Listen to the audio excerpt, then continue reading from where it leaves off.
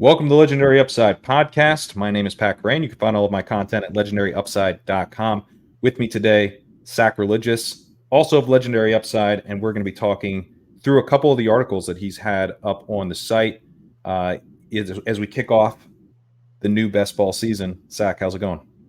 It's going well. I think I'm at 60 big boards now. So right about where I wanted to be, wanted to kind of skew to be a little heavier pre-combine. So yeah, but it's been fun to get back in the streets, although I would have liked a little bit of a longer break. I would have too, but no rest for the weary here in the best ball streets. I'm way behind you. I think I'm at 27 big boards. I've been diving into the rookie stuff, and trying to get everything sorted with the articles that I'm going to be having out profiling these rookies in depth. Already have kind of pre-written some of the quarterback stuff. We're going to see how the combine shakes things up for sure, but that has put my drafting schedule a little bit behind. I think I have 27 big boards done. Want to catch up a little bit here before the combine finishes up at least.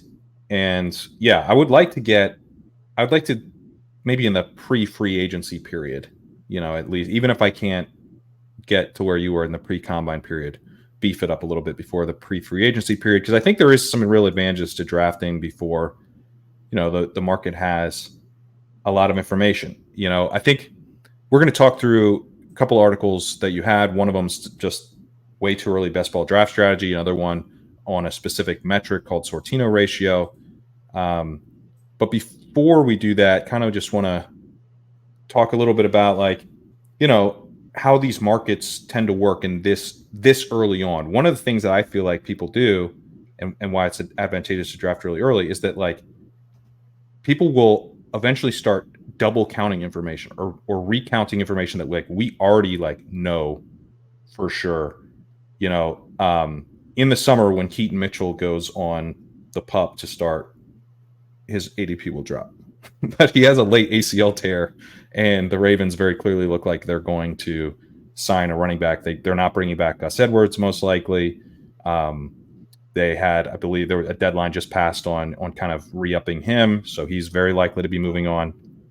And when stuff like that occurs, stuff we kind of already know then occurs, prices change. And so it's a fun time to be drafting because you can literally just draft based on obvious things and get ahead of the market. Yeah, absolutely. The market is sensitive to information, but it's also silly. And I felt like I really learned this lesson with Kendre Miller specifically last year, where I knew that Kendre Miller was injured and dealing with an injury, and that's why he didn't test at the combine, and that's we knew that he was going to be maybe a late starter at camp and start on the pup. And then when the news came out that he was going to start on the pup, he plummeted in 80. It's like, what are you guys doing? This is already priced in. And so I'm trying to take that lesson forward here for this year. And for guys where there's information where that this information we already know is going to be announced later, again, like it's some new thing, but then the market's going to react like it's new information, just try to exploit that when you can. And that's not to say, for example, for Keaton Mitchell, it doesn't mean draft exactly 0 Keaton Mitchell right now.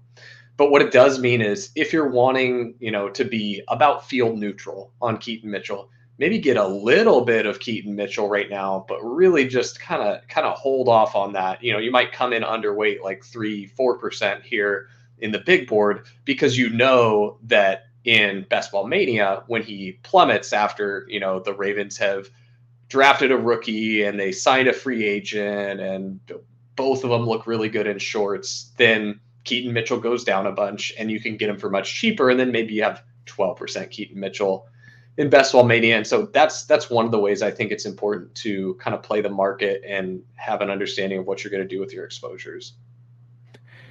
Yeah, for sure. I think one of the areas where it's tough is some of these running backs that are kind of sort of washed, maybe not fully washed, but headed that way. And some of them are going to be cut or are already free agents. Some of them, though, will land in good spots. And then some of them are going to be the biggest landmines of this early period, I think. So it's a little bit, the leg up rankings generally are fading this group. But in doing so, are going to miss out on the one or two guys who really crush. So, like Howard, and, to put some names to this, I'm talking about Josh Jacobs, we're behind market on. Derrick Henry, we're behind market on. Aaron Jones, we're not, because Aaron Jones has a job, and actually A.J. Dillon is the free agent, and we feel good about, the fact that Aaron Jones looks like he's not done. He was, last time I saw him, he's still pretty good, and he's on an offense we want pieces of, and actually his competition could be getting even easier. It makes no sense to me that Josh Jacobs is going ahead of Aaron Jones, which he is. He's got an ADP of 58. Aaron Jones is at 65. Josh Jacobs, I think, is probably a worse player at this point. And where is he playing? And he's the type of player who, the archetype of player is he's basically a touch consolidator. He's a snap eater, right? He gets there by taking the full workload and being pretty good. Aaron Jones gets there by occasionally just going nuclear, and he can do that on limited touches because he's explosive and versatile as a receiver. So that's a less fragile profile as well as changes occur. So that's one of the ones where but it is possible that Josh Jacobs goes to the Chargers and they absolutely ride him this season, and he's a huge smash with this current ADP just outside the top 60. So or just inside the top 60 at 58. So yeah, that's kind of I think one of the conundrums right now in early drafts is I know I'm going to have some pretty big whiffs on certain players, but I, in general, think I can profit by not being overexposed to questionable talents at this point in their career with uncertain situations. Yeah, for me, it's all those guys you listed, plus say Austin Eckler and Tony Pollard and Derrick Henry and Alvin Kamara, right? And so I got distracted. There's a huge that's kind of the expensive version, but there's a big group of these guys just behind them that include all the names you've just mentioned. And so in general, what I'm doing is I'm pretty light on that area of running backs, and the ones that I will occasionally click are the ones that we've got a little higher in our rankings. Like Josh Jacobs will actually fall a pretty good amount. I think I've got a pretty good ADP value on Jacobs here for the teams that I have clicked him on, because I'm not saying that all of these players are guaranteed to miss. It's just that if I took the whole cohort of these guys, it's the majority are probably picks that I wish I had back. That's what it is. Some of them are picks you want. Exactly, but we don't know which ones. And so the way that you want to play it when it's at these prices, in that kind of 60 to 80 range, is where a lot of these guys live. Ramondre Stevenson, right? Yeah. All around in this area. The way that I want to play it is I really only want to take these guys, number one, when I've really satisfied my need at wide receiver. So I'll end up with these guys on my teams when I started 4 wide receiver. I started 5 wide receiver. And now I'm looking and it's I could take Brian Thomas as my 6th wide receiver, or I could take Josh Jacobs 16 picks past ADP. Right now, I've only got 7% Josh Jacobs, but I've got him with an average ADP value of just over 7 picks. So I'm getting him around, pick 66, pick 65. And so that's kind of the way that I'm playing this area. Whoop. I believe that we've lost Pat. I'll keep vamping here. But currently I have 0% Derrick Henry. He just hasn't fallen to a point in my rooms where I've wanted to click him. Oh, you're back here. I don't know if you lost me or if yeah, my computer's allergic to your 7% Josh Jacobs, apparently. I mean, that's a fair stance from your computer. But the way that I'm playing this section of the board is oftentimes I find myself taking a George Kittle or tacking on a Christian Kirk or something well, I already have 4 wide receivers. I guess I'm going to make it 5. And so I've got 18% George Kittle right now, and we're ahead of market on Christian Kirk by a good bit. And so I've got 33% Christian Kirk, which is probably a little more than I actually want, but I'm really not wanting many of these running backs. And I don't if know they're that not, it is, to be honest. Like, so Christian Kirk is another, if we're talking about examples of guys where the market's like not, where the market, I think, will price in something that it should already know. The way the Jaguars are set up is they have to give up. It's a second round pick if they re-sign Calvin Ridley. It's a third round pick if they don't. But they also have Zay Jones as a cut candidate. It strikes me as pretty unlikely that they re-sign Calvin Ridley and then don't cut Zay Jones. right, it's one or the other. Only one of those guys is going to be a Jaguar, is my read on it. Right. And Christian Kirk's ADP will move up regardless of which guy is gone. That's a really good point. I hadn't, and it's so funny because I hadn't even really pegged him as a riser. I just liked him for his value. Christian Kirk compared to Jordan Addison. Like, is there a little bit more upside with Jordan Addison there? Yeah, probably. He's a second-year player. He didn't have Kirk Cousins as quarterback the whole time. You're going to miss TJ Hawkinson at the start. But it's like, it's like opening the door. It's like, what could be behind this door? Like, Jordan Addison could even be Christian Kirk. Like, so it's like I'm getting Christian Kirk, 12 picks later or something, then I get Jordan Addison. It's like, man, that feels pretty good. And like, of course, in the ceiling outcomes for Jordan Addison, like, sure, maybe you truly get like the Antonio Brown, Juju Smith-Schuster type of, wide receiver production that you've got, with Jefferson there. But anyway, I'm just kind of missing that whole running back tier, scooping the values when they come and when the roster construction dictates it for me.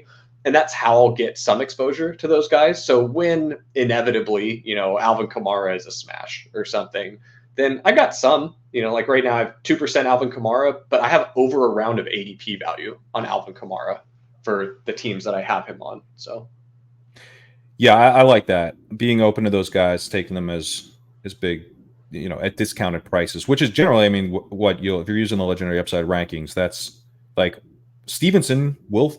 I've taken Stevenson. Stevenson falls to you, I think you're less likely to see Kamara, who we have pretty far down. But I mean, Kamara might be cut, and I think also Kamara has really fallen off as a rusher in recent years. Like if he goes somewhere else, like he's going to be, I think, pretty clearly like a receiving specialist. I don't know that another team's going to like just kind of give him the full workload the way the Saints did. So yeah, we're baking in risk to varying degrees based on how risky we see these guys, but you will see them fall, and I think scooping them at good prices is smart. Okay, let's dive into a little bit of your article as we get more into the strategy here of these early drafts. So I'm going to share my screen. This article over at Legendary Upside, way too early best ball strategy. And so, yeah, let's talk. One of the things that you get into in a big way is the combinations that different roster constructions create. And so these are the total possible number of combinations that your roster can produce. One way to think about it is a one quarterback build should have half the combinations of a two quarterback build, right? Because you're able to all else remaining equal. All else remaining equal, right? Because you literally have another quarterback that everyone else can pair up with for additional combinations. So the reason that you want to be doing this, be thinking through this is, the analogy you have is like, if you paid a flat fee to enter a tournament, and then once you were in the tournament, you could enter one lineup or you could enter a million lineups. It didn't matter. You basically were just paying the flat fee to have the right to enter lineups. You would enter a million lineups. You would enter as many 2 million, 3 million, as many lineups as you could possibly produce that you within the the constraints of your time. You would enter that many lineups, even if the last lineups that you were entering were absolute crap. Lineups that included Jawan Jennings and Mecole Hardman, guys who definitely aren't going to score any points. You'd put those guys in because sometimes random dudes do score points, and they're actually the guys you need. That's why I think this combination lens on things is really interesting way to think about things, and a potential really powerful way to think through tiebreakers. Yeah, for me, it's just kind of accepting that when it comes to predicting the specific outcomes, and you're not just predicting like what's the final year-end stat line for a player, you're predicting the sequence in which these returns happen and how they all work in conjunction with each other. If you're trying to like really get accurate with like which players do I need to be the nuts, it's like we know very little, So, but what I do know is using math, I can tell you which roster can field the most unique lineups. And so it's not to say that every one of your rosters that you build must be a 2-6-9-3 construction, but it is to say that if you're in the last round and you're picking between a wide receiver and a running back, and you could either go 2-6-9-3 or 2-7-8-3.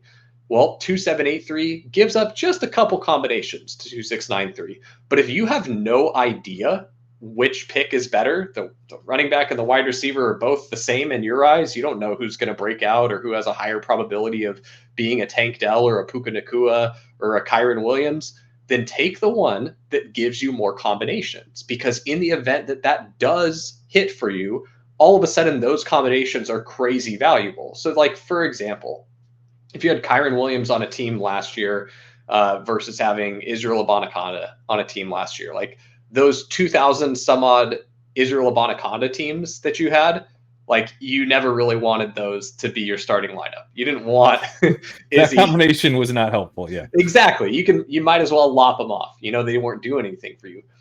But when it just so happened that that was a team that you had Kyron Williams on, now you're dominating. It's just like in a DFS tournament where all of a sudden like your punt play hits, like all of those punt plays in your portfolio now are bubbling up to the top.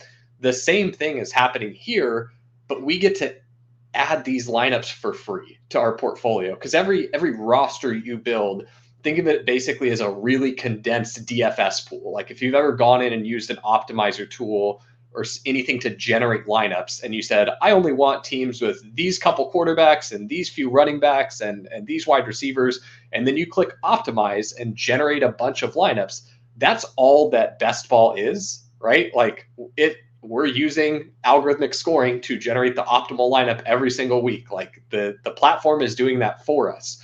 So we're just feeding it the input. So I'm trying to give it the input that gives me the most darts I can possibly throw. And yeah, those last lineups are going to suck, but that's true for every build. The last lineups on every build are going to suck. They're all including 18th round picks. Yes, I'd just rather have more than less. And I don't think that's that controversial of a stance.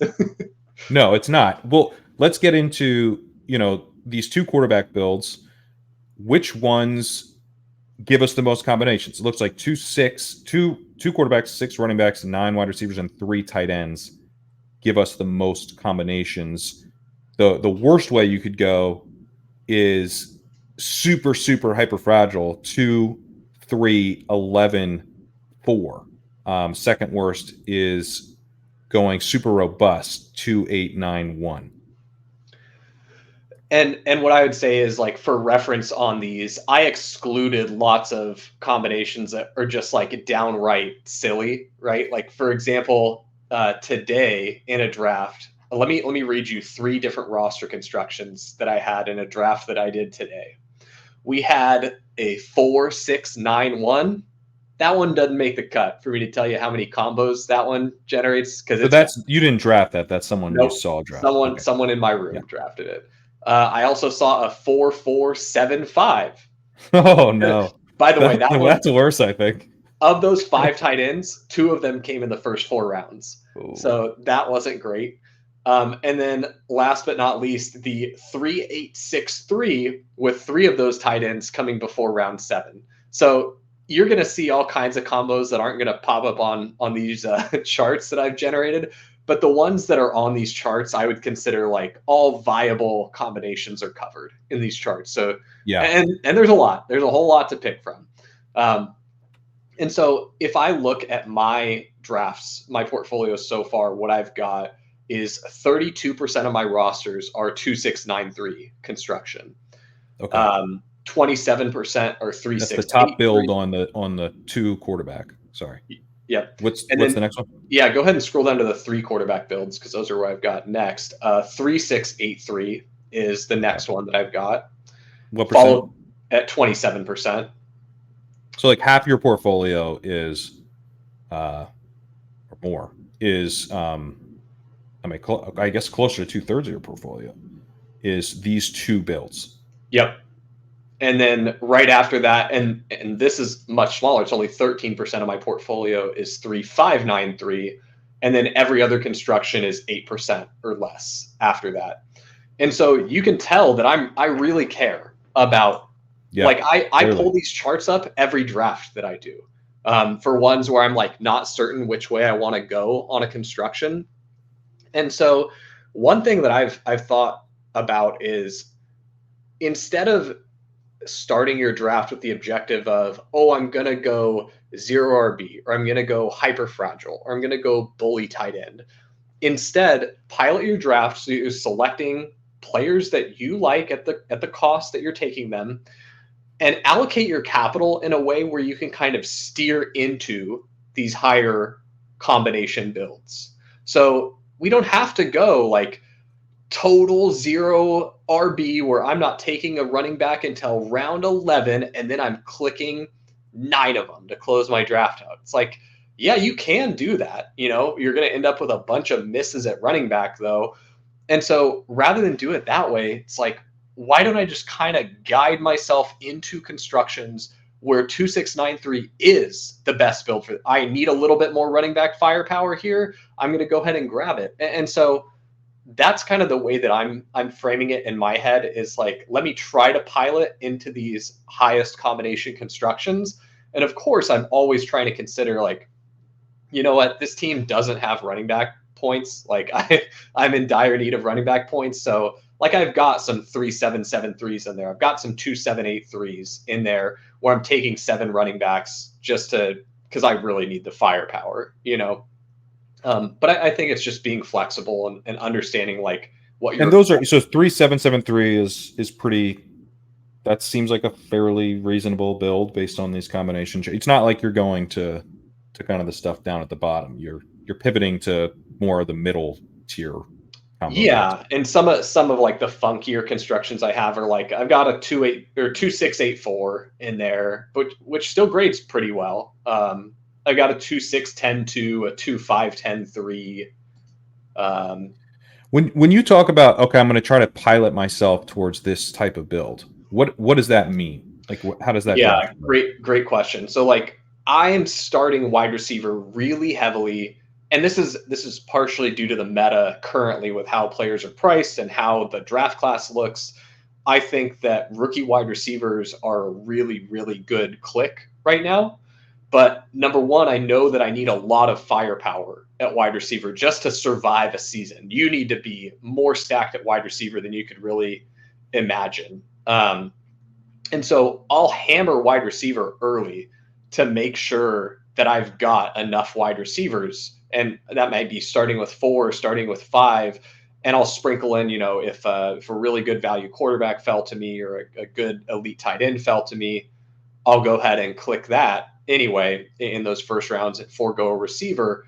But then knowing that I've got all that wide receiver firepower and knowing that in the last 4 rounds of the draft, it's like, I don't really want to click a tight end in the last 4 rounds of the draft based on the current draft landscape. I'm not super excited to click multiple running backs in the last 4 rounds. Like sometimes I'll click one to be like, all right, I've got a solid base of production at running back. And now I'm taking a rookie for the upside that this guy was horrendously mispriced. You know, I get a Will Shipley, who a lot of places have as their second best graded running back in the class as far as like how the NFL teams will see him on their big boards.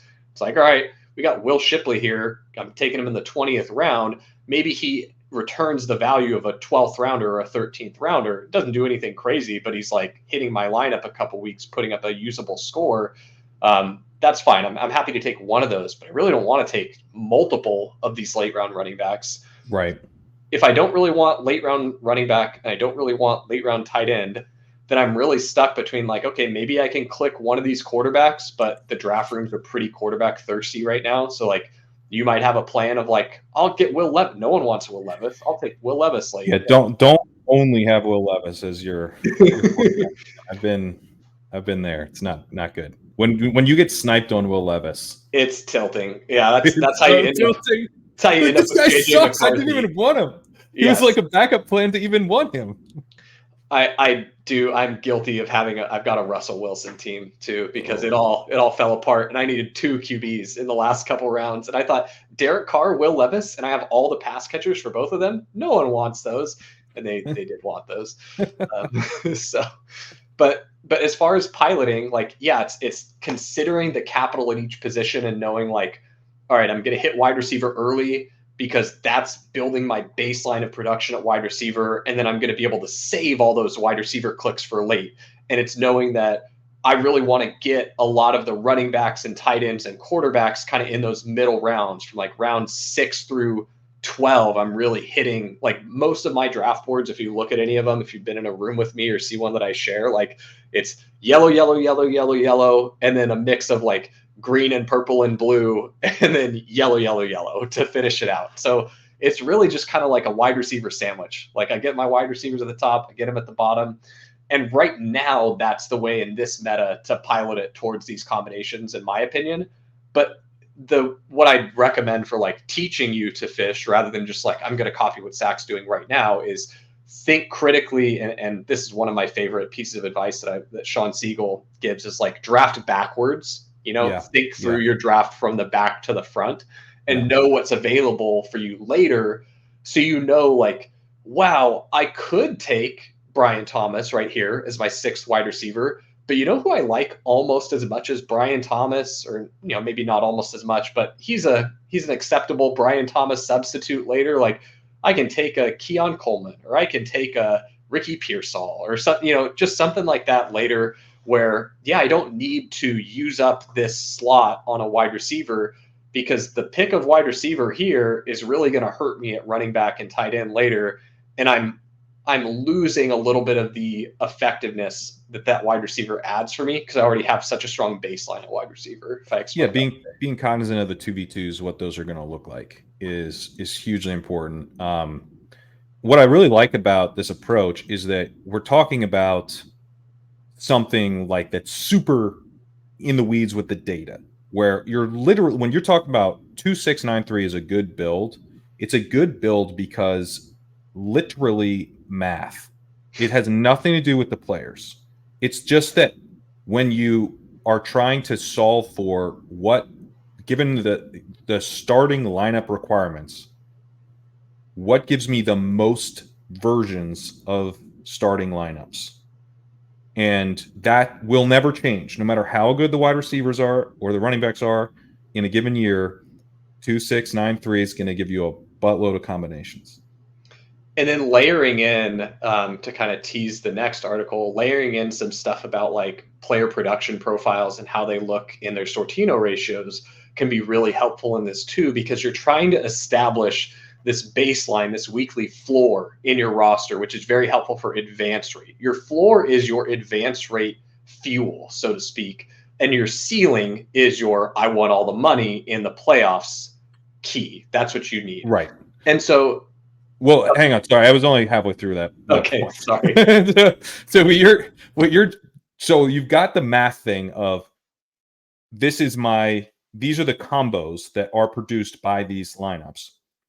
And then you can either draft really, really, really bad versions of teams that technically fit these combinations, or you can take that and layer on, where do I go get my players so that I'm properly navigating the draft room, but my goal is to end up with one of these builds. And so it actually becomes a tool for thinking through the landscape. You're giving yourself a goal for where you get to in terms of not just like zero running back or hero running back or whatever, but an entire roster construction. But then how do I get there is the whole point. The whole point of, because you could get there in the dumbest way possible.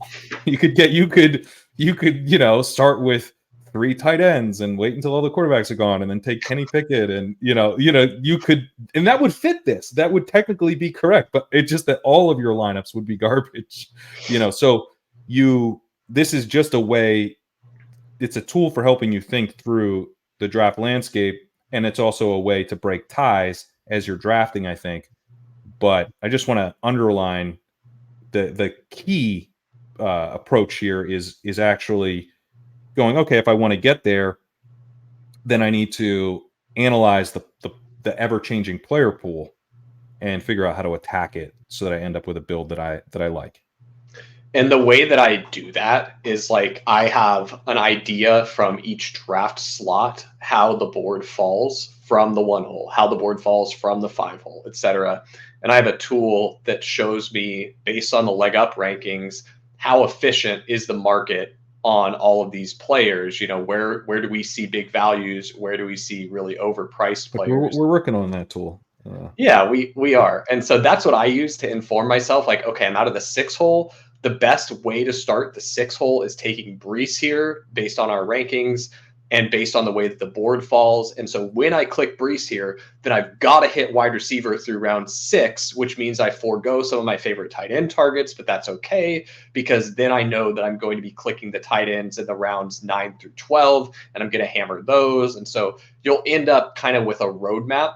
And it's sort of like you're drawing your map through the board, and you get an understanding of like, all right, these are the best combos. These are the ways that I can feasibly get there.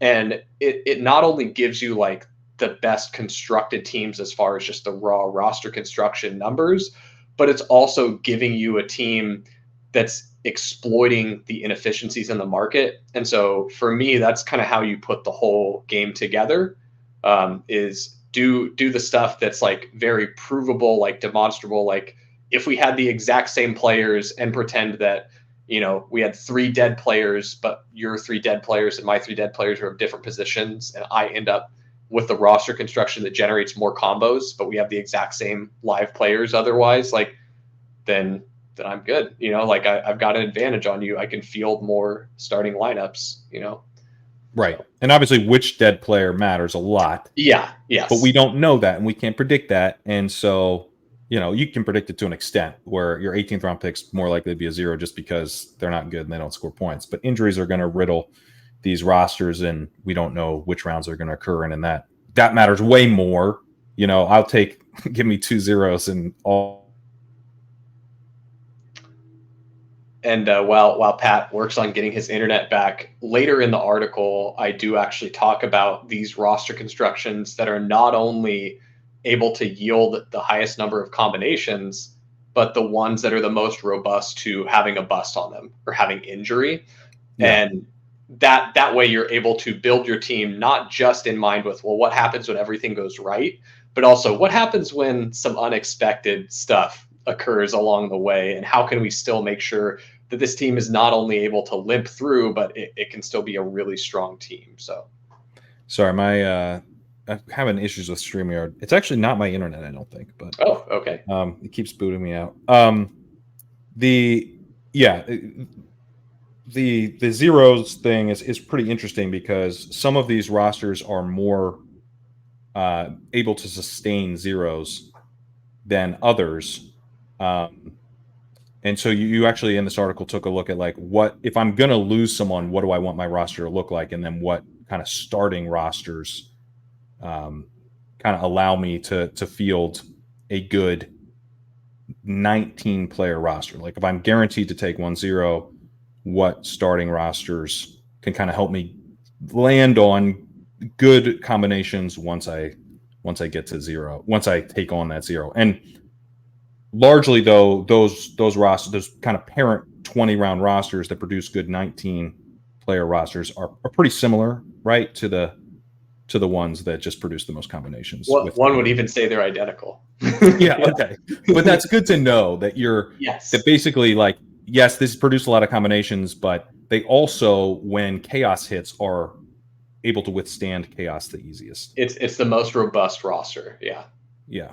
So one of the things that so you talk about, okay, I'm not gonna, once I take Breece Hall, I'm not going to take any more running backs because in those first few rounds, because the way the landscape's setting up here, you can't get locked out of wide receiver. We saw how important that was in 2023. Zero running back absolutely crushed. Getting locked out of wide receiver really, really hurt you in the early rounds, even with some real values at running back early on. And so I think that makes a lot of sense, but one of the things that I sometimes struggle with is that I think I find a cheat code. Sometimes I feel like I do find guys, who's like, this guy unlocks different builds, contrarian builds, or, like, I don't have to hit wide receiver as hard as Sack is saying because I can just draft DeAndre Hopkins and Christian Kirk. And DeAndre Hopkins and Christian Kirk right now are kind of my cheat codes where I can go ahead and take Mark Andrews in the 5th round, which is, I mean, come on, Mark Andrews in the 5th round. Like, I'm going to be taking him. That's, I think he's a 4th round value very easily. So, but now I've got a running back and a tight end. I'm a little thinner at wide receiver, but I really do view Kirk, as we discussed. I think he's going to move up in price. He's a guy that's going to project well once we get to the summer and projections are in full swing. You're going to hate him when he's gone at pick 47 or whatever, but I'm loving him now. But I can get him at pick 65, like, by all means, like, that's perfect, especially if I really need the wide receiver right there. That 6th round wide receiver becomes very important. And then to be able to get Hopkins in the 7th round, when I have those guys, it's like, I think they're back to back in terms of value. We're getting a Titans head coach that's going to be passing a lot more, low bar, but this is coming from the Bengals, we saw them pass a ton. I don't know that we get that kind of passing volume, but this is going to be a lot more volume, I think, in Tennessee. Hopkins also was good last year. Does not look like he's dust, and he's a target dominator. Unfortunately, the competition looks pretty weak with Treylon Burks, who I would love to be stiffer competition, but does not seem to be living up to his draft pedigree so far. And after him, there's like literally no one else. Even at tight end, like Chigakonko is like a part-time kind of interesting yak guy. You're telling me I'm not allowed to click Kyle Phillips? See, that's what I'm talking about. We're thinking about drafting Kyle Phillips. This is how barren this depth chart is, and we have this one of the all-time target dominators on it, and he's going at pick 75. Truly don't understand it. But I've got myself into trouble with stuff like this, where not only am I making a bet in a big way on these players, and it can be tough in these early drafts to have a really strong sense of where the market's going to go. The market can stagnate for a long time, and if you just keep hammering these guys, you might just end up with a huge bag. Whereas in the summer, the market kind of bail you out. Guys rise up the board, and then you're like, all right, I'm not taking them anymore, and that's how you can even out your exposures. Here, I'm probably going to end up with a pretty big bag on Kirk and Hopkins, but they're also, I think, unlocking structures for me that might not be good structures if these players don't hit. So you see what I'm saying? I'm like kind of leveraging my take in a way that could be extremely negative, where if Hopkins and Kirk don't hit, these builds are dead because I don't have enough wide receiver firepower. They're the whole, my bet is these guys give me the wide receiver firepower that other players don't have access to with this type of build. It could be very powerful if I'm right, but it also could be extremely negative if I'm wrong. And so, in a sense, it's like adding leverage on an already overweight stance on a player, which could be bad. But sometimes I play a little loose with this stuff. Yeah, I mean, what I'd say to that is the nice thing is all of your teams are going to lose, the vast majority of the time. So it's like the fact that the outcome you're worried about is like, these might lose. Like, yes, they will. They'll all lose. Yes, they will. And so what I do though, because I like I said, I got a gang of Christian Kirk and I got a gang of DeAndre Hopkins. I'm 22% Hopkins, 33% Kirk. Like that's quite a bit, for guys going at that point in the draft. Yeah, and you have a decent sample of drafts now. Yeah. Yeah. So what I do for that is I'm looking at a couple player combinatorial ownership. And so I think the best way to do it is more for your earliest picks, because the earliest picks will be in your starting lineup the most frequently, just probabilistically, like your first round pick is going to hit your starting lineup more than your second round pick, more than your third round pick, et cetera, down the ladder. So if you're just looking through, it's imperfect, but like a way that you could actually execute it in like a way that our human brains could handle it when we're drafting is look at the 3-player combos to start your draft. So who did you take in round 1, 2, and 3, and look at those with respect to, do they have Christian Kirk on them? Do they have DeAndre Hopkins on them? Right. And so you need to ask yourself, like, for these builds, like say that I've got, I keep running into quite a bit of AJ Brown, Garrett Wilson, and then some receiver in the third usually, or Jalen Hurts, depending on it, right? So let's just say AJ Brown, Garrett Wilson, Jalen Hurts are my first 3. I want to look at that 3-player combo and say, what percentage of those teams have Christian Kirk on them? What percentage of those teams have DeAndre Hopkins on them? What percentage of those teams have both Christian Kirk and DeAndre Hopkins on them? And that's how I want to choose to diversify those bets specifically, because I love that bet. It's a spot to attack, right? Which we know that, these markets aren't efficient. We're trying to exploit them, right? We think we can do some things better than the field. And so we think Kirk and DeAndre Hopkins are a way to attack and exploit the field. But it comes down to, all right, in your whole portfolio for all of your bets, how many of them do you really want to be focused on this Christian Kirk and DeAndre Hopkins? And then splitting that up into each different kind of textured start that you have, if that makes sense. And then it does, but it also is part of the thing I struggle with, where I'm so much more willing to pass on Christian Kirk when I go 0 running back, because I don't need Christian Kirk in the 6th then. So it's actually difficult. And this, part of the reason I'm bringing this up is because a couple of my keys last year were Rashad Bateman and Treylon Burks. And, then I would use Jacoby Myers if those guys weren't around, or if I was really pushing it, and that one worked out, a little better. But it's like, it actually becomes, it's one thing to miss on 2 wide receivers in the 7th round. It's another. I think we got Pat kicked out of StreamYard again. So just to kind of expand a little bit on that, like I'll look at those comment. Oh, here we go. He's back. Yeah, sorry guys. I was finishing that sentence, was literally there. The whole build's dependent on those guys when they miss. They're really not sure. I think, yeah, that's a really good point, because you're right. It's like, I can't even access that. I can't even, the build that you're talking about with Christian Kirk and DeAndre Hopkins, when I say like I need to diversify so those guys aren't always clogging up this specific build. Like, for example, if you did go Bryce in the 1st round, right, and you're like, now I've got a running back, and maybe Devon Achane fell back, and you're like, oh my gosh, like I guess I am taking Bryce Achane to start, but then you're like, I need Christian Kirk and DeAndre Hopkins here. Yeah. I think one way to handle that, unless, like, number one, you can ask yourself, like, am I good with 100% of my teams being Kirk, Hopkins, Bryce Achane when I get that specific combo, which is going to be pretty infrequently, right? So it's like you don't even have a large sample to diversify across. So it's just, it's your own choice if you want to actually diversify that or you want to be really concentrated in it. I think another thing you could do is, if you're identifying a spot like this Kirk Hopkins spot that you think you're going to get really overloaded on, try to find the next best thing for it and see if it's an acceptable substitute for you. Mm-hmm. Like, if you're deciding to eat less meat, if you're like, I wonder what these incredible burgers taste like, you're like, nope, they're shit. I can't do it. That's fine. You don't have to draft any incredible burger teams. But if you scroll down further and you're, I didn't think Incredible Burger would be catching strays on this podcast. Here we are. I actually don't hate them. If you scroll down further and we're just going to pick guys for like, let's just say that you envision a late Jerry Jeudy breakout, and you actually think Dontavion Wicks is going to be the Packers wide receiver 2 there.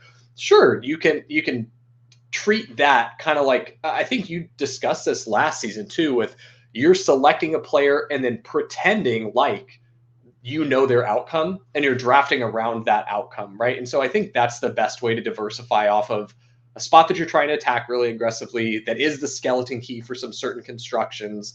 If you want to diversify from it, find that next best thing and see how it tastes. And if you don't like it, you don't have to eat it. But if it works, sprinkle it in just a little bit to have those different textures on your teams. I like that a lot. And my next best idea, I think, would be to not rely on any of the wide receivers that I'm drafting in that range. In a way, like, part of the reason that Kirk and Hopkins could be an issue, and part of the reason that Burks and Bateman were an issue for me last year, is because when I took those guys, I took them and then said, I did it.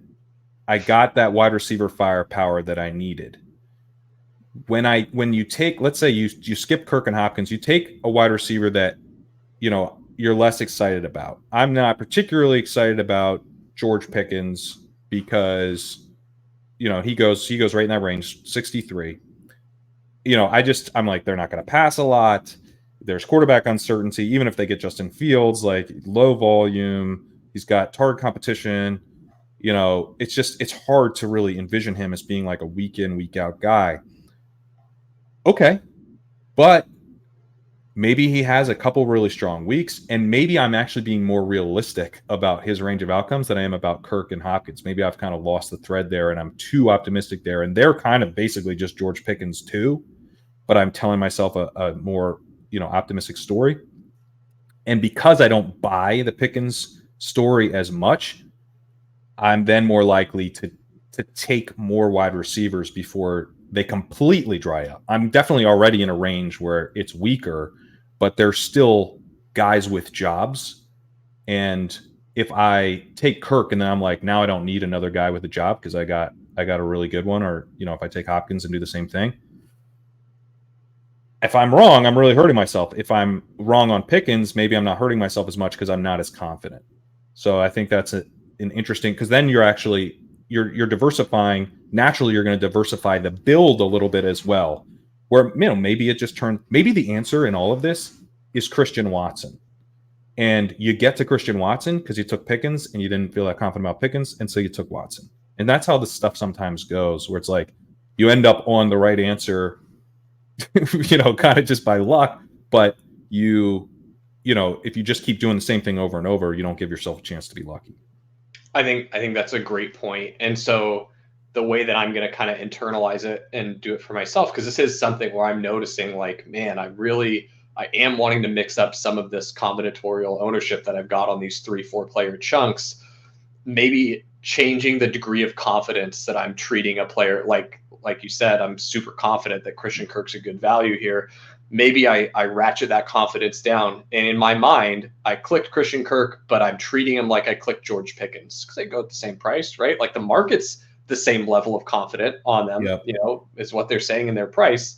And so then you change the way that you're constructing your team based on that difference in confidence. And I think that's another good way to diversify it. So just trying to find different ways to mix it up so you're not just ending up with really, really similar teams over and over and over. Yeah, and I think there's, with player stands, and I'm not averse to a player stand, but I have been kind of thinking through this over the years of, like, you know, there's different types of player stands that you'll end up on, and the dangerous ones are the ones is the type that we're talking through now. That to me is the dangerous player stand, because you're bringing along kind of a specific build type with it, and it's sort of, the build is contingent on you being right on this player, which obviously can be pretty powerful if you are right on that player, because now you're potentially unlocking builds the rest of the field doesn't have access to. That's potentially giving you leverage in the playoffs. You're going to get in a potentially really weird team. You know, if it's a 0 running back year and you get a team in that's not 0 running back, or vice versa, awesome. You know, like, you want different looking, different textured teams than the field. when you get into, the week 17 final of these tournaments. At the same time, you want to limit your downside risk when you're wrong, and we're inevitably going to be wrong. The other type of stand is like the Bryce Hall stand from last year, or the Jalen Warren stand that I took last year, and I'm about to take again. The Bryce Hall stand from last year was that, like, Bryce Hall was just on my teams, right? If I got to the end, I had Bryce Hall in it probably. There were some finals teams that I had that didn't have Bryce Hall, obviously, but most of them did. And it's just because I drafted him a bunch, and I didn't care what I started with. I was like, who fits this build? Bryce Hall, baby. There's a lot of that. And I felt the same way about Warren. And I felt that way because, like, it wasn't about, well, these guys are really – I didn't feel like Bryce Hall was, a late 5th round value who I could get in the early 7th and help me because wide receivers drying up and blah, blah, blah. No, I just felt like Bryce Hall was like one of the clearest values that we've had in drafts in years. And I wanted to make sure I'd left 2023 very overweight on this guy. And so it had much less to do about structure. And he was kind of dictating the structure to everyone else. So yeah, I had a little bit of, more early round builds and I probably passed on second round running back more than I would have or whatever. But generally, I just took a lot of Bryce Hall and it was it. It didn't. But I think those stands are actually they seem like a little bit more, like you're kind of just like, hey, they're more like simple brained. But I think they're all actually less dangerous as well, because if you're just like, no matter what my build is, I'm going to add this guy to it a bunch, then he's going to be on a bunch of diversified types of builds. And so now when you're right on that player, you don't really have to be right on a whole bunch of other stuff, right? Because he's mixed in with different players and different builds. And so when you find a player, what I would caution on is make sure you're really, really sure that player is the guy you want to take that kind of stand on. That's the part you really need to be careful about. But if you found that type of guy and you feel very confident he's that type of guy and you're willing to take that risk, the big part of your portfolio is going to live and die with this player. To pick up where Pat left off there as he was kicked off by StreamYard, in the article, the Way Too Early Best Ball Strategy article, Hilarious. I talked about then and gone. But I don't know. If you build your portfolio around that type of player and you're right on that type of player, then you're going to have teams that bubble up to the top that kind of have the right answers for that year simply by having a ton of pairings with that player. Yeah, 100%. And I talked about this in the article. I used Devon Chan and Kendre Miller as two stances that I had as kind of the illustration for why it's safer for you. You're exposing yourself to less downside when you do that with players that have a later ADP, right? And I, for the record, I think between Pat and I, we were both in the top 10 of all people in BBM as far as our Bryce Hall exposure. So we both were willing to take that risk and very, very much like signing up for the high degree of risk that exposed us to having so much of a player so early in drafts. But the later that you find a player like that, it's going to harm you less in the overall downside that you're exposing yourself to. Like I mentioned in the article, my Kendre Miller advance rate was 20%. On teams that had Kendre Miller, I got him through 20% of the time, and he didn't do anything. So you're not going to hurt yourself as bad if you can find those stances later. And then the only caveat I have to that is that's not me giving you permission to go and draft 100% of an 18th round player, because you do have an opportunity cost there. It's just to select the bets that we think check enough boxes for us where it's like, this cohort of bets are the ones that I want to make. And it's diversifying among that cohort of like, these are all really good bets that I like as dart throws, but I want to diversify among that. It's not, I'm going to take 4% of every guy past pick 220, and that way I'm guaranteed to have some that hit, right? It's, I like these 15 guys that are going past pick 220, and I'm going to have a little bit of each of them, but I'm going to fade some. Like, I'm not going to take any of Michael Thomas or whatever, whoever it is that you are just not clicking any, or Greg Dulcich or whoever. Yeah, so I think one way to think about something like that is just check in with yourself on like where you're at with how much you like one player versus another. If you have a slight lean to a player and you're taking a 2-to-1 stand on them in drafts, why? You know, and this is something I do all the time, and then I have to be like, why am I doing this? I don't, just because the guy's at the top of the list for you, you don't take that player every single time over the other player who you also like. That's how you end up with exposures where you're like, I don't have any of this guy I like. And that's so frustrating when that's the guy you need. And he very well could be. You liked him, you know, he was a target. You just never took him because he was, you know, slightly less of a target than another player who went right next to him. I think that's one of the worst ways to take a stand, in a way that I personally have sort of accidentally taken stands or just never sort of checked in enough to go, huh, you know, ironically, or kind of, you know, I guess against brand, one of the things that I realized in 2022 was that I was starting to do that on Ronald Jones, where I was taking Ronald Jones over other players I liked. And this was the worst year to take Ronald Jones in 2022, where he was kind of the Rashad Penny of that year, didn't do anything.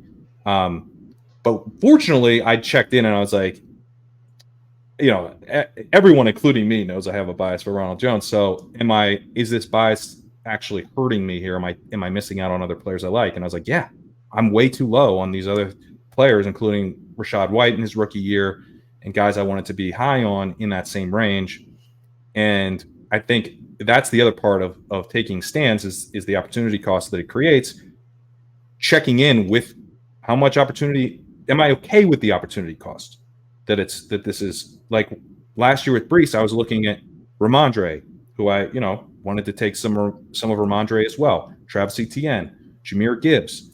You know, am I too low on those? Am I fading those guys now because of this? How much damage is this Bryce stance doing to other target stances that I would like to have? To some extent, I'm not going to be, you know, I'm simply not going to be able to have a huge stand on ETN because I've got one on Bryce. That's okay. But I don't want to end up with like 4% ETN when I like ETN, you know, and this stuff's so variant. It's just not a great way to play it. So I think you got to check, even with the ones where you're like, I'm definitely sure I want to take a big stand on Bryce in the 4th round or whatever. Okay. But that stand, how the size of that stand needs to depend a little bit on the other target stances you want to take in that same range. Yeah, your stand comes at a cost, right? It comes from other guys. And like if you're looking at your portfolio exposures by ADP, you can actually see it happen. Like for example, end of the 1-2 turn, here's my exposures by ADP. Puka Nacua, 7%. Jahmyr Gibbs, 7%. AJ Brown, 20%. Garrett Wilson, 18%. Kyron Williams, 7%. Where the fuck did the 18% and 20% come from? Jonathan Taylor, 0%. Right? Yeah. So that's where it comes from. So it's like, all right, how are you getting to 20 and 18%? It's because you're just full fading a guy there. And so you can kind of see that in pockets of the draft where you're like, okay, I got to a really overweight position and that's the guy that I'm fading. Is that what I want to do? Or the collection of guys that I'm fading where I'm ending up with less of them in order to really boost these stands. And so I think that's a great way to think about it. I actually heard you talk about that first a couple of years ago when you mentioned like, man, I liked these guys about the same, but I ended up with like 80% this guy and 20% this guy. And that's not how I wanted it to be at all in my portfolio. It'd be like 55-45, but I had them at the proportion of 80-20 confidence. So. Yeah. And you know, I'm very much kind of like learn by doing, and, you know, it's like, it's a very frustrating, don't do, you know, hopefully if you're listening to this, you're not so learn by doing, and you can just take the lesson of, let me tell you, that's an extremely frustrating thing when you end up with an 80-20 stance and then the 20 guy hits and you're like, honestly, this was close to a coin flip for me. Let's talk through, and this will hopefully allow you to talk a little bit more, since I'm going to get booted off the stream soon again, probably. Talk us through your Sortino Ratio article. We'll close out with that. This is an interesting metric that I think is somewhat similar to fantasy points above replacement, or kind of better in best ball points. Those types of concepts. Michael Dubner, Hayden Winks have done some work on stuff like this in the past, but this metric is sort of designed for best ball, although it certainly could be applied to season long. But it's sort of combining a player's floor and ceiling into one metric. So having a high Sortino ratio just means you're good. Like you're maybe the floor is driving it more than the ceiling for certain players, or vice versa. But it doesn't mean a high Sortino ratio does not mean you're boom bust. It means you're boom and you don't bust, which we love. Correct. Yeah. And so to kind of give you like the very simple explanation of how it works, what we're doing is we're looking at the points that a player scored in a given week above the replacement level for the average threshold of that for the season. So for example, for running back, we're looking at the running back 24 because we start 2 running backs. So what did the average running back 24 score over the course of the season? And how much did this specific player outscore that by in every single week? And we're getting all of those values and then dividing those by the downside deviation, which is basically how much did a player bust by when they busted and how frequently did they bust. And so there are guys who don't ever really boom all that often, but they boom a couple times. They get 1 or 2 games that are pretty good in there. Like just off the top of my head, I think David Montgomery fell into this category. Like he didn't have a ton of boom games, but he had a couple that were really good, right? And then the nice thing about David Montgomery is he just didn't bust either. Like if he did bust, he busted by like 1 point. So that was a thing that kind of clicked for me, where I was viewing it as, oh, I want these players where, I'm getting all of this ceiling, I'm getting all this upside from these guys. That's what I want on these best ball rosters. But if you get guys that, number one, you could just get unlucky. A lot of the ceiling game, what if you got more ceiling games than you could even use in 1 week and you had them die on the vine on your bench, right? Or what if you ended up with the ceiling game just not sequencing up well together to give you enough to like get through the playoff rounds? And so that's where floor actually really becomes important in best ball and something that's under discussed. And so Sortino ratio can kind of help to capture that and say, hey, this guy is not going to hurt you, week over week. And he also has some juice that can really help you in those playoff rounds. And so I wanted us to have a metric that we could use to kind of measure every single player in one neat way. And so that's the motivation behind Sortino ratio. It's really a way to value an investment. And I'm not saying like, oh, every player with a high Sortino ratio, like we should just rank guys by Sortino ratio. That's certainly not how we want to do it. But we do want to look at players that we think are comparable. We could use Sortino ratio as a way to kind of describe which player fits better on a given roster. If I've got a ton of wide receiver firepower anyway, I might not even care that I have a pretty negative Sortino ratio player that I'm going to select at wide receiver, as long as I think that he's got the ability to deliver big spike weeks for me, because the floor portion of the calculation is going to lose value the more and more floor that you've already got accounted for on your roster. And so a good example of that is when I'm going like 0 running back builds and I'm looking for, I need to start getting guys that are going to be able to provide me some ceiling. I do need ceiling here, but what I really need is to not take zeros at the position. And then I'll get the ceiling through just the raw number of running backs that I'm getting and, the way that position scores fantasy points. Like I'll be able to find ceiling games. And at wide receiver, you're going to put up a lot of points at wide receiver. Absolutely. Like most of my ceiling is going to come from the fact that I'm so stacked at wide receiver and I have a crazy player in flex, and a lot of my opponents just don't. But a guy that I find myself clicking even more than our rankings, like him, for example, we're a little behind on David Montgomery. We've got him at 76 in our rankings, and he's at 72.7 ADP. So, right about, but just a shade behind. But I've got 18% David Montgomery because I really like him as a player with if you look at the Sortino ratio article, he had a really good Sortino ratio last year. I think the role is likely to be very similar again with Detroit. He's in a system where not a lot is going to change there. It's same offensive coordinator. for the vast majority of it, it's going to be, all the same players on offense. Can we project maybe a little bit of a step forward in Jahmyr Gibbs? Yeah, sure. Absolutely. But if I'm getting, 90% of what David Montgomery was last season, I'm still happy to take that as kind of like, this guy is going to be able to eat some innings for me at running back. He's not going to bust very often. And if he does bust, cool. I lost out on 2 points. Like the average running back score would be 2 points higher than David Montgomery got me that week.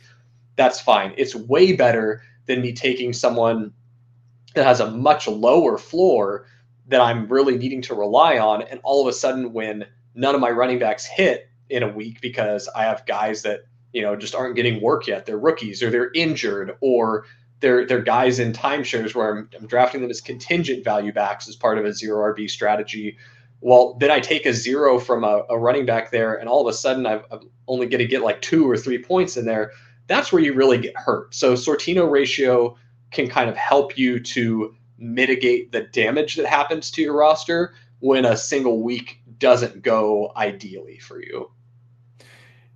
The flip side of that is that, if you were to have, let's say, Bryce Hall and Kyron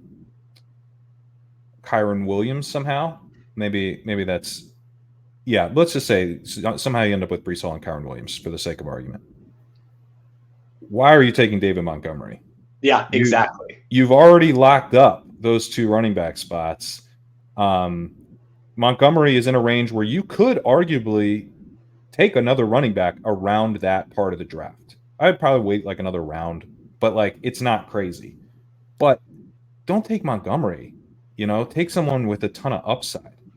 Take someone that's actually excited.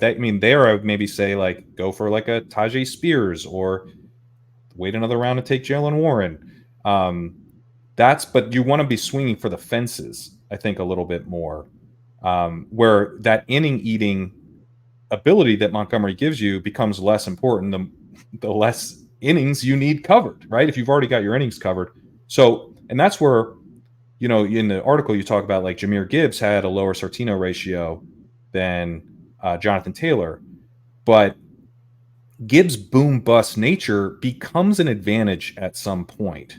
If you can build the type of running back room around Gibbs where I wouldn't pair him with Montgomery because they're literally on the same team, but that archetype of guy can be helpful with Gibbs because you're like, Gibbs going to pop, but he's not, I don't know when, and he's not always going to pop, but I've got guys that can kind of chug along and give me floor. And, I was able to accumulate those points fairly cheaply. Gibbs is my expensive, a little bit mercurial, but he's a hammer when he's on, and he's going to come in and win me weeks. And when he's not winning me weeks, I'm still going to be okay because I built the floor around him. And just knowing that archetype is what you drafted is important.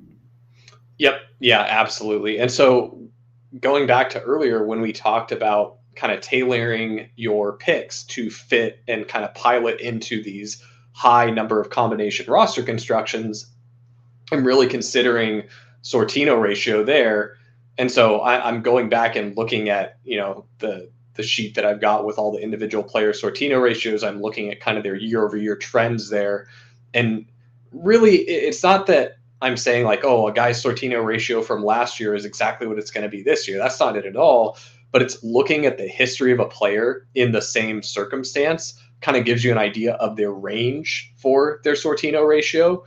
And then you have an understanding of like, this is just a negative, this player is a negative Sortino ratio player. Like he's not, never in his career has he been positive. He's been in the same circumstance the whole time. And so I can't really rely on this guy to be an innings eater for me. I'm getting this player for ceiling. And so it's finding that point in the draft where you want to flip the switch from I need innings covered to I need guys that can now go out and hit home runs and win those playoff weeks for me. Yeah, and we don't know perfectly which they'll be. It's possible that the guy's never 8 innings will eat a bunch of innings, but most likely he won't, and he's going to be good for a few spike weeks. And you want to know the most likely outcome of the archetype when you're drafting these guys. So I think it's a really interesting way to think through this stuff and think through how players pair with one another. I think quarterback is another spot where it's really interesting. Quarterbacks kind of, in some cases, we are just kind of trying trying to eat innings. But we also do need to find guys who have ceiling for the single week, playoffs and the Week 17 final. So it's interesting. Josh Allen is kind of the Sortino ratio king, in that he doesn't fail and he produces the really high spike weeks. Jordan Love also finished pretty damn high last year as well. Any thoughts on kind of the quarterback Sortino ratio stuff? Yeah, the king is Josh Allen. And this was what I'd like teased this in a couple Discord chats that I had with people in previous years about like what I was doing, what I was looking at as far as when I would go 2 quarterback versus when I would go 3 quarterback, or teams where I would even consider taking a single quarterback. And so like I had Jalen Hurts and Josh Allen as players where I would go single quarterback, just because of their historic Sortino. Like in 2022, Josh Allen was 0.5 and Jalen Hurts was 0.52. And in 2021, Josh Allen was 0.44, Jalen Hurts was 0.109. This is just their raw ratio, not their percentile number. I insisted that Sack put the in percentile for. And that was correct for visualizing, because, for example, like Christian McCaffrey still I can't remember all these decimals, dude.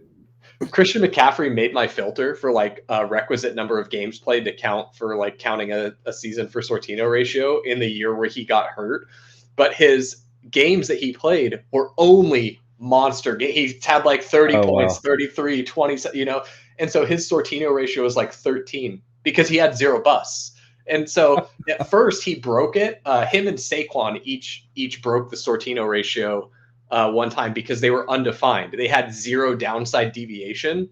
So when you divide by 0, you get undefined. So they each had a section where they were entirely undefined. They broke the ratio because they never busted.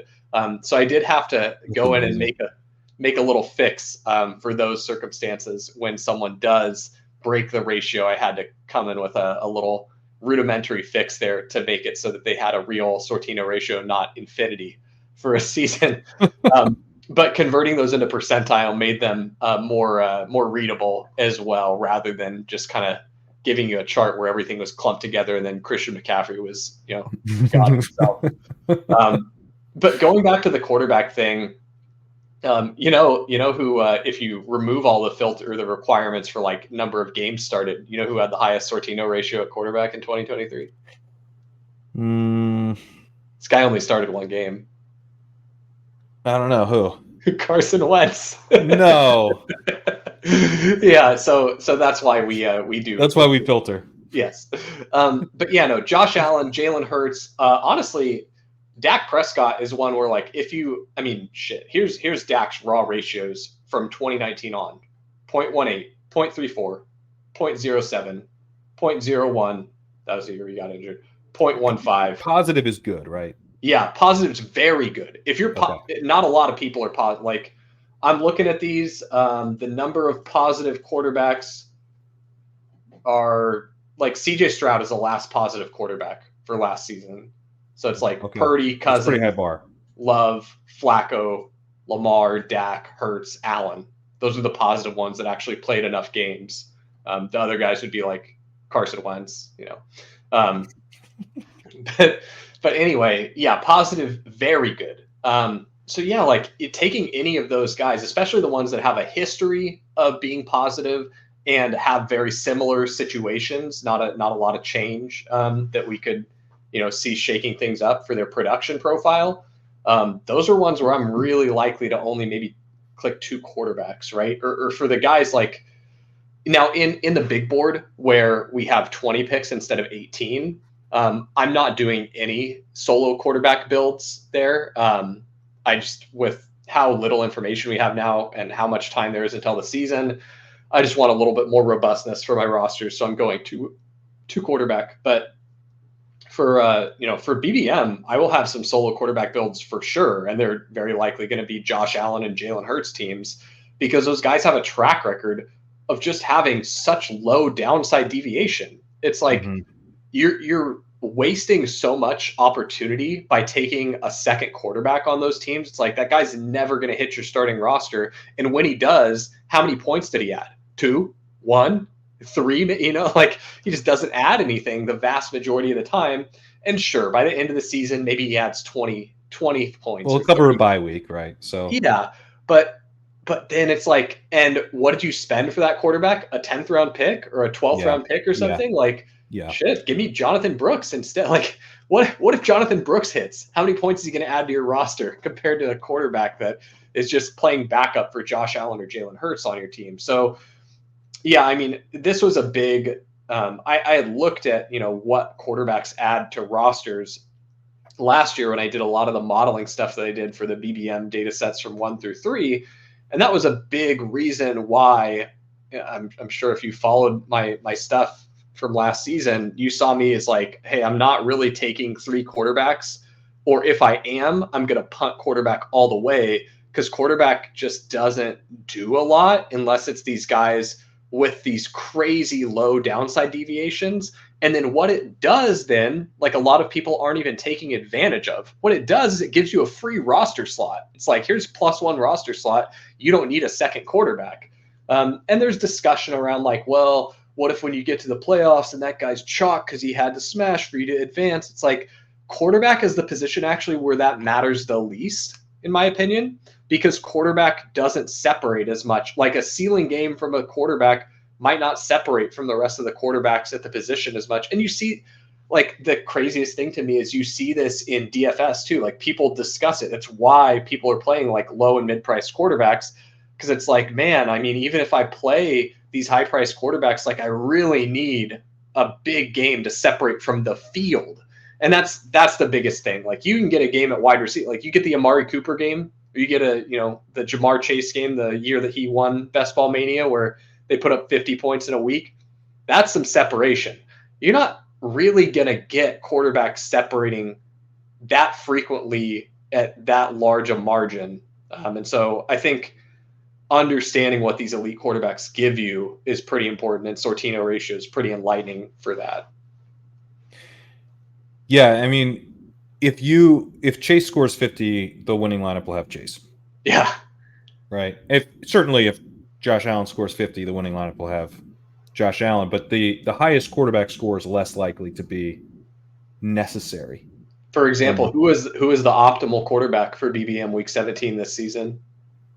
Was it Lamar? It was Lamar. He wasn't on the winning roster. He was not. Yeah. So there you go. Right. Jordan Love came along and did enough, but he brought along Jaden Reed, more importantly. He brought along guys. So that's now I have some interest in 3 quarterback builds, partly because of that. It's giving me access to additional stacks, and so maybe that quarterback kind of helps get me on to, a correlated block of players who, a couple of them hit my lineup together. And that's, I think, really, really, really helpful. But I am the one quarterback build is something I hadn't really done, and this definitely makes me a bit more interested, but very selectively. I think Josh Allen, Jalen Hurts, I wouldn't want to do it with Lamar. Looking at this chart, Lamar certainly in his initial MVP season would have gotten you there. Or is that? Yeah, sorry, it's 2019. He's red. Yeah, he's 0.88. He was a monster. I don't know if any other quarterback has anything like that. I think that might be the highest one I've got for quarterback. Yeah. So if he returned to that Lamar, but I don't think he will. It's a different offense. He's not going to be running quite as much. So it's really 2 guys. It's Hurts and Allen. And Hurts' ability to rush at the goal line, Allen's ability around the goal line. And then just, the volume that Allen has on top of that. Like, it makes sense. Like, every single game these guys have is pretty good. Mahomes is not a guy that I would consider, as good as he is. He's not to their level. Last year, he dropped way off. Even in 2022, though, 2021, he's never, back in his amazing 2018 season, he was up here. But since then, he hasn't really been to the level where you'd want to build one quarterback. So how strongly do you feel, I guess, that it is just Allen and Hurts that you'd want to do that if you, and this is more best ball mania, as you said. Yeah, and so for Mahomes in 2018, he had a 0.47, and in 2022, he had a 0.44. So pretty good. The problem was, and I believe, let me just confirm this. Yeah, the problem was in 2022, you had the crazy Jalen Hurts, Josh Allen seasons where it was like, sure, Mahomes could have worked in these solo quarterback builds, but you had these other two guys that did it even better. And so that it kind of like put a little bit of a damper on the season where Mahomes could have done it. So for me, especially now with what we've seen for this Chiefs offense, unless there's some really, really major changes, like they've got a big free agent acquisition wide receiver, which I don't know that they can afford, or they end up with some rookies that we're really excited about where we think it truly could alter the trajectory of the offense, then I might consider solo Mahomes builds. But if you're doing that, I would say it's mandatory that your solo Mahomes build have that piece of the stack that you're saying is the reason I'm going solo Mahomes is because Mahomes is going to absolutely feed Troy Franklin. Troy Franklin is going to go nuke. He's the new Tyreek Hill on the Chiefs. And so I'm doing solo Mahomes only with Troy Frank or whoever it is that is the catalyst to Brian Thomas, or they sign Mike Evans or whatever it is. Yeah, exactly. And so I think that's the way that I would play it if I have any solo Mahomes. But for me, I'll very likely limit it to rushing quarterbacks just because that rushing floor is so powerful and contributing to the Sortino ratio. And so Josh Allen, Jalen Hurts are probably the two primary ones I'm considering. And yeah, I mean, even Lamar last year had a 0.14, but it's like, to me, that's not enough. And you can even see it if you just go look at the game log for Lamar. There were some games where he busted for you, and you wouldn't have been quite as happy just having that solo quarterback. So I'm going to do it relatively sparingly and be pretty selective with the guys that I do it on. And then I wanted to go back to that three quarterback point. It's not to say that I'm not clicking three quarterbacks a lot. Like I've got, let's see, 40%, 48%, 51%. Yeah, 51% of my teams are three quarterback teams. It's just the way that I'm building three quarterback teams are so much sicker than the way the field builds three. The way the field builds three quarterback teams is just like not good. But the way that I build three quarterback teams. Wait. How does the field build three quarterback teams? That's not good. They're taking early quarterbacks. Like they're taking a Josh Allen and then adding two more to him, or they're taking a Jalen Hurts and adding two more to him, or even like Lamar. Yeah, you want someone to help with the floor aspect for Lamar, but for example, there are guys who have like very close to break even Sortino ratios or very slightly negative Sortino ratios. Like for example, you could look at, say, like Jared Goff. Jared Goff was negative 0.04. So not hugely negative. He wasn't all the way down at like the Derrick Carr negative 0.16. Like, yeesh. Like you don't want to rely on Derrick Carr to be your second quarterback that's going to like make up the floor for your guy who's not a downside deviation king like Josh Allen and Jalen Hurts. But like if you did Jared Goff and Lamar, like that's probably plenty. But I see people tack on a third way too often. And the other thing is like, or you get a guy like Kirk Cousins who like Kirk Cousins was a positive Sortino ratio quarterback last year. Like you probably could get away with Kirk plus Purdy. You're probably good, honestly. Like it's just the diminishing returns of that third quarterback becomes so great when you spend too much capital on it. And so the way that I really like to treat my third quarterback is, how we talk about like those late round picks are like, those are your lottery tickets. That's like if you hit, that's the thing that really propels you. But a lot of the times you bust. What if you have a roster that's just sick? You've built you got some crazy falling value. It was your favorite 0 RB team. You've got all these insane wide receivers. You feel stacked at all your skill positions. And so you've got a bit of a diminishing return of a dart throw hitting there. So say you did find the next, let's just get really extreme here. Say you find the next Kyren Williams, but your running backs were Breece Hall, Christian McCaffrey. We're in Magic Fantasy land, right? You have Breece Hall, Christian McCaffrey, and then Jahmyr Gibbs is your third, and he fills your flex all the time, and you found Kyron.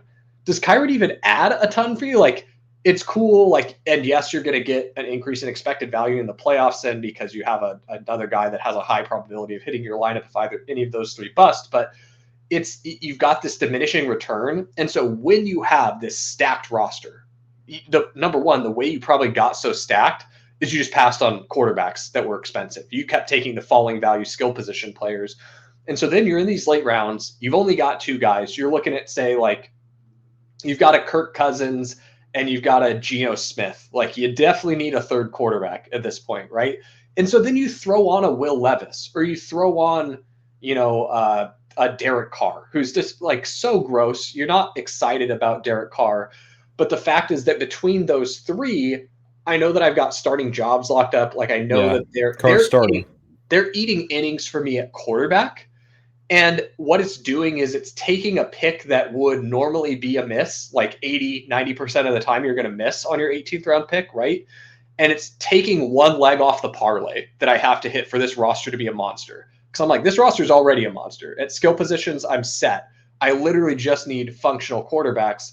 And so rather than foregoing, like, you can compound your advantage at wide receiver and running back earlier, like, you've got a bunch of sick wide receivers, but then you end up with 20 picks past ADP, like Jacoby Myers. Sure, fuck it. Throw Jacoby Myers in there. Like, it's fine. Just increase that advantage that you have, and then know that, well, I was going to take a quarterback with that Jacoby Myers pick, but it was so much value. That's fine. Just take a late quarterback that he's not going to do a ton for you, but he's just eating innings. And so that's kind of the way you compound that advantage and take it so you have to hit one less leg on the parlay for this roster to smash, if that makes sense. Yeah, and I think it's also fine to do that. You don't need that pick to be the last round, because I tend to think that you don't want to be buying innings that are going to get benched. And I wasn't on Sam Howell, who ate a lot of innings. He did get benched, but he ate enough innings where you'd still be happy you had him last year, even though he got benched at the very end. But it's not like he was your only quarterback. You have someone else to help fill in at that point. But I avoided some of the other guys who you didn't really want to have at all.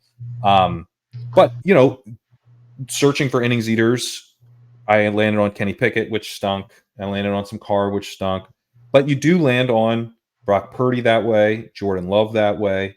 So I think going for the guys who have job security and a little bit of upside, is the way to go. Will Levis does come to mind, although he's pretty gross and is probably going to bust. We don't know that, and he's got a big arm. He's somewhat mobile. He will be the starting quarterback for the Titans this year.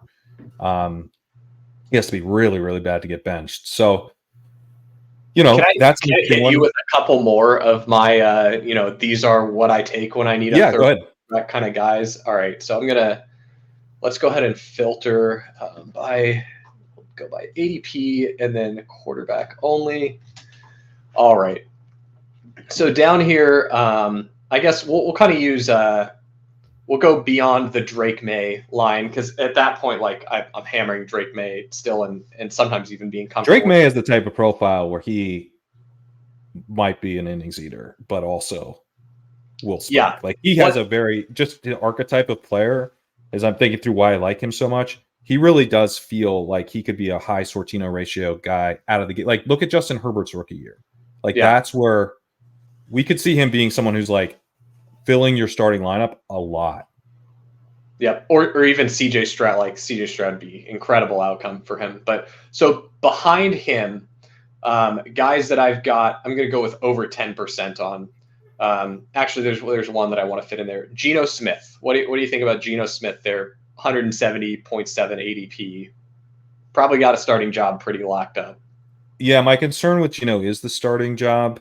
I'm certainly open to him, but I don't love the sort of lack of commitment from the new coaching staff. They seem to be like exploring their option. I think they'll eventually just settle on Geno being the guy this year, and at that point, he'll be a really strong value if he stays where he is. But I do actually think they're sort of sneaky with a really good quarterback class and several guys who are like kind of interesting as like second round, third, or even third round picks. I'm just like a little nervous about Geno's late season starting job security, but That makes sense. I think he probably will be okay. Okay. Moving on to guys, all three of these guys I have 13% of. Oh, and you'll have to wait for Pat to return for me to reveal who I have 13% of. Another guy that I was doing this with previously, but he shot up. Okay, Pat's back. We're back to the guys I have. So these are three guys I have 13% of that kind of meet this classification for me. Daniel Jones. Daniel Jones, I think, is probably pretty good. I think there's like a chance that Daniels falls and they do that, but probably not. So yeah, I think Daniel Jones is pretty good. I've myself have gone to Jones at times. Derrick Carr. He's very classic innings eater. Like he's going to start all It's year. so gross, but yeah, It's so gross, but he will start all year. Yeah. Will Levis, we talked about already, and then this one I don't have above 10% yet, but I'm gonna get there because I'm coming around on this, and it's Bryce Young. No, I think Bryce Young is kind of exactly what we're talking about. Like he's going to start. There is some unknown. He was literally the first overall pick. We all liked him. Like I went back and was kind of looking like, okay, who was banging the table that Stroud over Young, and was kind of, I mean, I would love to see the receipt. I actually want to see some of those takes. That would be fun in retrospect. But most people were like, I slightly prefer Love as kind of the more Stroudy, the more Stroudy takes. I'm sure some people had Stroud over him, but it was like not outside of, you know what? I'll give Denny Carter some credit. He was just like, sorry guys, Stroud's too small. Or not Stroud. Young is too small. Young's too small. He's not going to work. He's too small. He's just a tiny man. It's not going to work. So I think Denny put his foot down on it. But for the most part, we were pretty in as a collectively on the idea that Young would be pretty fun. Yeah, my take last season was that I wasn't going to draft any of the rookie quarterbacks other than Anthony Richardson. So I had 0 Bryce Young, 0 CJ Stroud, and it ended up hurting because even though I avoided the Stroud bomb, my Anthony Richardson bags died to injury, and then I had no CJ Stroud. So, yeah, but yeah, I do. My logic with the Bryce Young is like everything that you said, and then also just to go a little down narrative street, we've seen what Canales has done 2 years in a row. Like he took Geno, who was left for dead, and Geno became very fantasy relevant. He took Baker, who was left for dead, and Baker became very fantasy relevant. Now, the only missing piece to this witch's brew of Dave Canales quarterback magic is that Bryce Young doesn't have anyone to throw the ball to. So I'm doing Bryce they're Young going to actually. bring people in now. Exactly. I'm doing Bryce Young as like my, oh shit, I can't even stack with anyone. I wanted to take Will Levis, but someone sniped me on Traylon Burks and Chig, or I wanted to take, Derek Carr, but Juwan Johnson got sniped here. And so then I'll just take, because I'm going to have 4 rookie wide receivers, usually 3, 4, 5 rookie wide receivers on every team. So it's like, one of you guys is Bryce Young's number 1 wide receiver by week 17. I'm sure of it. And so I like kind of mixing him in that way. Yeah, I also think if you're taking like Marquise Brown or some of these other free agents, he's somewhat interesting because the Panthers are going to be paying for somebody. They're like they need this to work better than it worked last year. Tepper's going to open up the checkbook and bring in some kind of free agent wide receiver, probably several, and then they're going to draft someone. Like this cannot look like last year. So I think Young's a pretty good pick. He's probably Pickett again, but it certainly could work. The other way to play it is the rookies. May, the cheapest of them, is you said it after May for a reason because we're taking a lot of May. But I think this is one reason to take a lot of May is that he could be someone who eats a lot of innings because he's going to start right out of the gate, and he also brings a lot of upside. And at that price, I mean, it's hard to find. I would much rather just take Drake May a little ahead of ADP than have to think about drafting Bryce Young a bunch. So, I also think Jaden Daniels and Caleb Williams are interesting at ADP. for a similar reason. They're going to start, especially Williams, right? And most likely Daniels will start right out of the gate too. But we're going to get full seasons out of a lot of these rookies, at least 2 of the rookies, I would say, probably 3. And then they bring Spike Week upside to the table too. So we don't yet know kind of what their downside deviation is when they're starting, but the worst downside deviation is 0 because you're not out there. Yes. And so, as long as you're taking care of that's at least a start with some of these 3 quarterback builds. Yeah, absolutely. And yeah, I'm that Drake. You can kind of see the line in my portfolio where it's like got a bunch of guys from Kyler to May. I got I'm not underweight really any. I'm underweight Caleb because he keeps getting sniped from me, and Yeah. I'm a little underweight Aaron Rodgers. But everyone else is either field neutral or above, kind of in that. That's my QB window this year is kind of Kyler on unto May, and then I guess this is a guy where I need. I don't know. I don't even really want to click this guy, but what do you think about Deshaun Watson? Because like occasionally I end up with Amari Cooper or a David Njoku, and I'm like so not confident in that passing game if he's the quarterback. But it's like if I'm taking those guys, should I stack them with Deshaun Watson? Like he's usually free there. I would, yeah. It never feels good, but and we're slightly behind ADP on him. I don't think he's like a great value, but he's not a bad value. And look, man, he's, I don't know, maybe he quits on the season again, but they're not going to bench him. They can't. The contracts. I mean, if they benched Deshaun Watson, everyone's getting fired. Yeah. And maybe that next week. Like it's a death sentence to the coaches who make the decision. They can't do it. So yeah, I think Watson's fine. In fact, if you've got him stacked, he's probably a pretty good pick. Yeah, I think that's the only way that I'm really taking him is stacked with Cooper and or Njoku, and that's how I'll do it. I've sprinkled a tiny bit of JJ McCarthy in here too. I think I got like 2%. He's someone I would be pretty wary of right now. I need to see the landing spot. I think he could get redshirted. He could end up behind someone and. Yeah, I mean he's like 200 pounds. But I mean he's literally like 200 pounds, and he was not used a lot. Like he didn't throw for many yards. Like he was managed. It's a 3-year quarterback with a big arm, and scouts are pretty excited about his upside. But he does strike me as a guy who like just doesn't play many games. That's the downside case, that he doesn't play a ton of games as a rookie.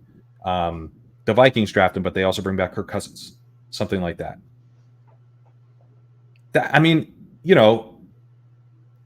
That's maybe it's not Kirk or whatever. It's a slightly different situation. Maybe he plays half the season, but I don't know. I don't think we want to be spending in the same way we don't want to spend picks on quarterbacks to get benched. I don't think we really want to spend picks on quarterbacks who don't play to start either, as much as we can avoid it.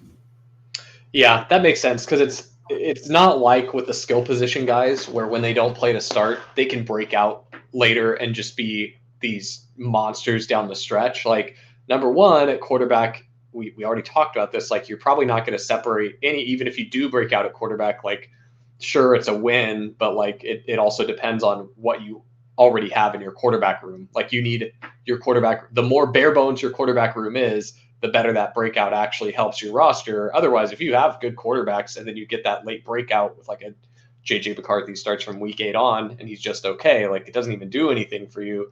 So you need him. Yeah, it makes a ton of sense. I mean, like Derek Carr would probably be like an upside outcome right. as a rookie. Right. Yeah. So half a season from Derek Carr, like what's that worth? Yeah. No, that's a really good way to frame it. Yeah.